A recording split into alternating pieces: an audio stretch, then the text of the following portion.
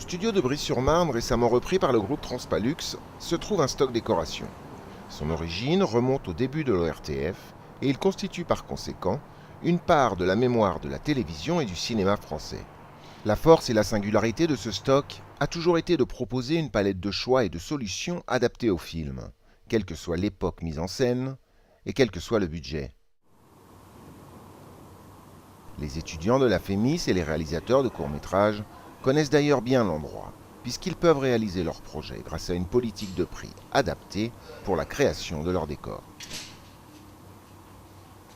Sans aucune autre considération que la valeur marchande et méprisant la légitimité des protestations, le groupe Euromédia, propriétaire du lieu, prévoit de tout revendre plutôt que favoriser le projet de reprise que lui présentent ses salariés. La revente permettrait à Euromédia de se débarrasser du stock à moindre frais et de disperser, vendre ou jeter 70% de ce dernier. Mais l'ensemble des professionnels du cinéma s'y oppose et veut être entendu. Il conteste vivement la légitimité d'Euromédia, qui n'est que le dépositaire de ce patrimoine collectif.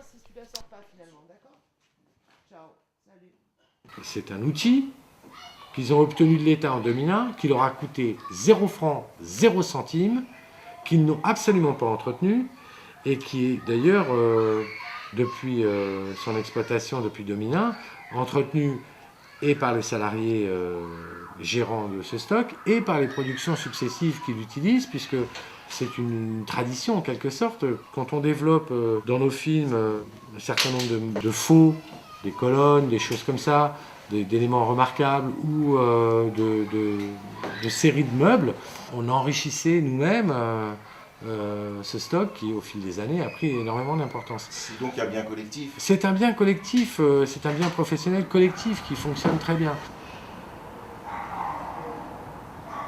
C'est des éléments comme ça peut manquer quand on n'en a pas un moyen de les construire. Qu'est-ce que tu veux dire, ça peut manquer? Parce que c'est quand même un gros boulot et pour des petits films, c'est pas du tout évident d'avoir des objets comme ça autre part qu'ici. Donc c'est très important et il y en a beaucoup.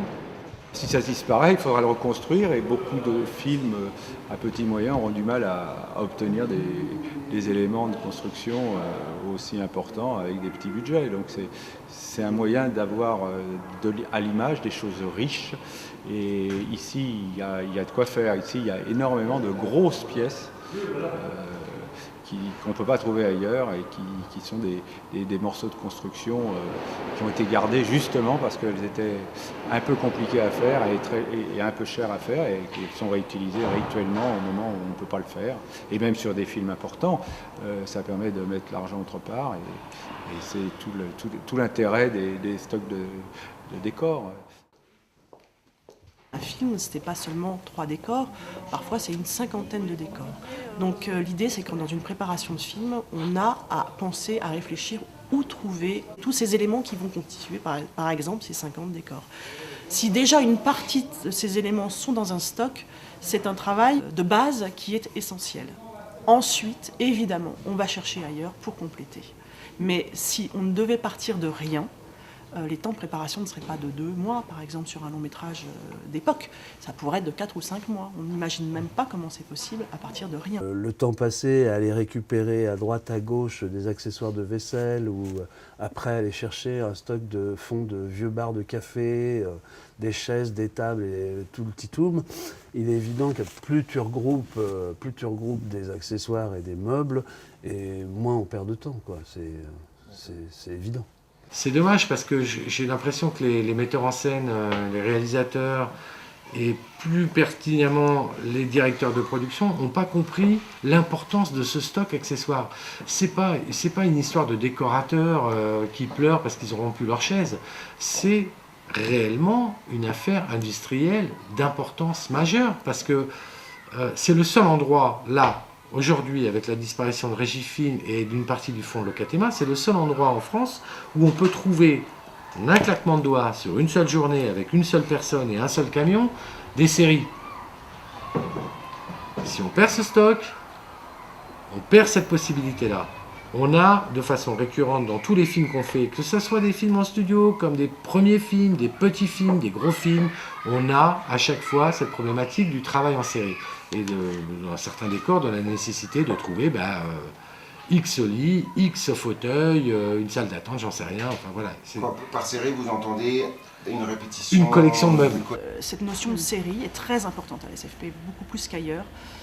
Alors ne parlons pas des fenêtres et des portes, là c'est à mon avis le seul stock réel qui existe actuellement sur la région parisienne, mais par ailleurs les séries de mobilier sont particulièrement importantes ici. C'est extrêmement précieux, il y a des choses qui disparaissent complètement maintenant de la circulation et il n'y a que le cinéma actuellement qui stocke ces éléments en série.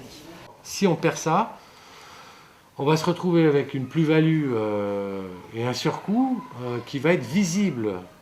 C'est pas quelque chose qui va pas se voir, hein. C'est quelque chose qui financièrement va se sentir, va peser dans les devis des films, parce que ça va peser considérablement dans le devis des corps.